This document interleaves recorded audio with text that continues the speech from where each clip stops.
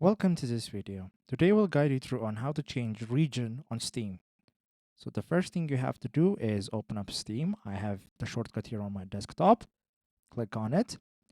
Then once Steam is opened up, you will go to your profile, which is found on your profile name here, and click on it. And under this profile page, what you'll find is on the right side a button that says Set up Steam Profile. Click on Set up Steam Profile button. And here is the profile. So what you need to do is scroll down and you'll see an option that says location, under it a country drop down.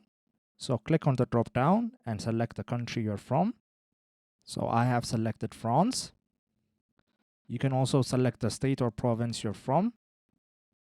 And that's about it. To save, all you have to do is click on the save button. And to check that if your profile has been updated, you need to go back again and click on your profile. And as you can see, your region has been changed to France. So this is how you can change region on Steam. If this was helpful, please consider subscribing and leaving us a like. It really helps us out. See you next time.